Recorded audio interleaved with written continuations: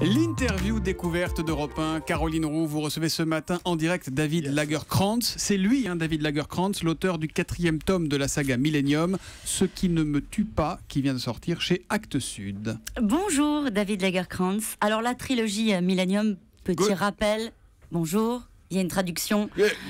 Je vais vous poser d'abord une question, si vous le voulez bien, mais je fais un petit rappel pour les gens qui nous écoutent.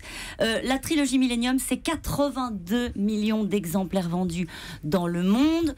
Le tome 4, vous l'avez écrit, le livre est sorti jeudi dernier. Déjà, première question, est-ce que vous êtes prêt pour le tome 5? Yes, sir. Well, I think I am, but first of all, I'm so crois que je le suis, mais tout d'abord, je dois dire que je suis très embarrassé d'être assis à côté de Nicolas, qui a été tout à fait brillant. Maintenant, il a placé la barre très haut. Écrire ce livre a été un défi considérable, mais maintenant, voilà, je suis à côté de Nicolas, qui était extrêmement drôle. Et véritablement, il a placé la barre très très haut. Maintenant, nous verrons bien pour Millennium 5. Nous verrons bien.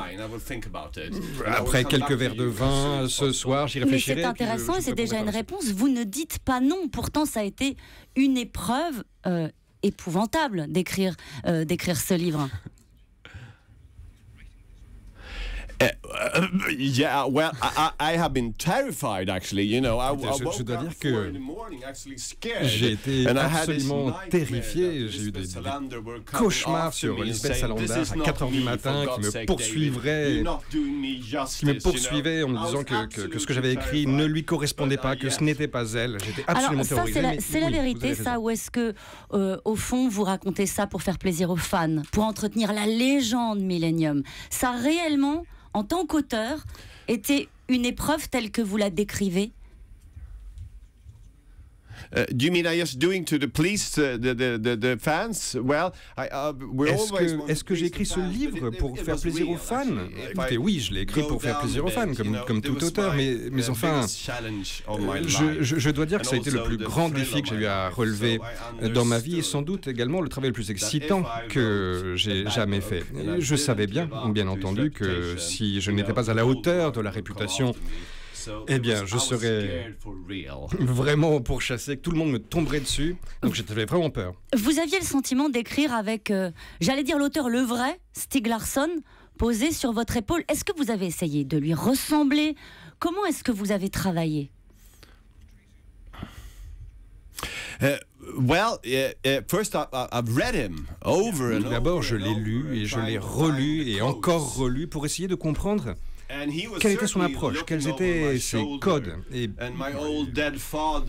j'avais effectivement l'impression qu'il regardait par-dessus mon épaule et mon propre grand-père, qui lui-même était auteur, regardait par-dessus mon autre épaule, donc j'avais beaucoup de pression, effectivement. Mais après un certain temps, eh bien, j'ai décidé de me lâcher un petit peu et j'ai décidé d'arrêter de lire ces livres parce que je les avais déjà dans la peau, finalement. Et c'est à partir de ce moment-là que j'ai commencé à vraiment bien écrire, quand j'ai oublié Stieg Larsson et mon propre père.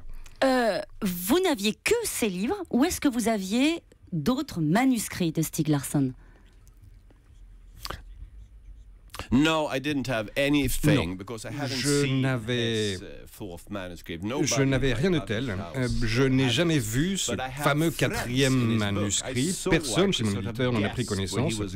Mais un certain nombre d'amis autour de moi m'ont donné des indications pour me faire comprendre par où il allait. Alors, il faut bien comprendre que ce qui vous arrive est extraordinaire. Vous étiez connu pour avoir écrit une biographie de Zlatan Ibrahimovic. Vous n'aviez jamais écrit de polar et aujourd'hui, vous faites une des rentrées littéraires les plus médiatisées dans le monde entier. C'est une chance pour un auteur ou c'est un boulet? I don't know. My life is absolutely surreal. Que vous répondre, ma vie est devenue complètement surréaliste. Je suis interviewé nuit et jour et parfois je suis au cœur d'une polémique très violente. On me traite de criminel et parfois, à contrario, on me couvre d'éloges. Alors je suis un petit peu schizophrène en ce moment, ou un petit peu bipolaire en tout cas. Je passe d'un extrême à l'autre. En Suède, Z, je fais la une tous les jours. Quoi que je dise, quoi que je fasse, je fais la une des journaux et comme pour quelqu'un d'un peu névrosé comme moi, c'est assez difficile à supporter. C'est vrai qu'en Suède, les critiques sont très violentes. Certains vous disent que vous avez profané la tombe de Stieg Larsson. L'ex-compagne de Stieg Larsson vous accuse de faire du business. Est-ce que c'est une affaire de business? Avant de vous lancer, je disais, il a écrit le tome 4 de la trilogie. Ça n'existe pas d'écrire le tome 4 d'une trilogie. Vous écrivez la suite pour faire de l'argent? Qu'est-ce que vous répondez à cette critique qu'on vous fait souvent? First of all, growing up with a writer, tout d'abord, ayant grandi, été élevé par un auteur, j'ai toujours su que l'écriture, c'est aussi un business. J'ai toujours essayé de bien écrire, et lorsque l'on m'a présenté ce projet, je savais que c'était le plus grand défi qui pouvait se présenter à moi, que de faire plaisir aux innombrables fans de cette série. Ce qui m'attriste, effectivement, ce qui me peine, c'est la colère d'Eva Gabrielsson, l'ancienne compagne de Stieg Larsson. Je suis très peiné d'abord par ce qu'elle a traversé, j'y suis très sensible et je rêve qu'un jour nous puissions parvenir à un terrain d'entente concernant les droits de cette série.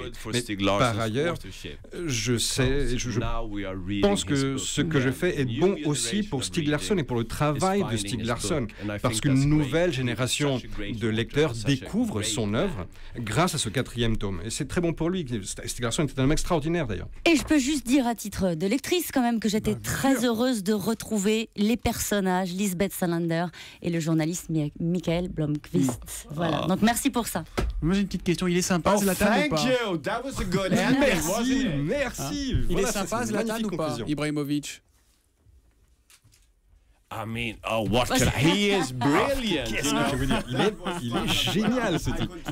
C'était super de travailler avec lui. Ça, je pourrais en parler pendant des heures et des heures et des heures. Mais je ne veux pas tenir le crachoir. Non, Zlatan, un type super. Merci beaucoup en tout cas d'être venu ce matin en direct sur Europe 1. Merci à vous, Caroline. On vous retrouve demain. Après Nicolas Canteloup pour l'interview découverte d'Europe 1.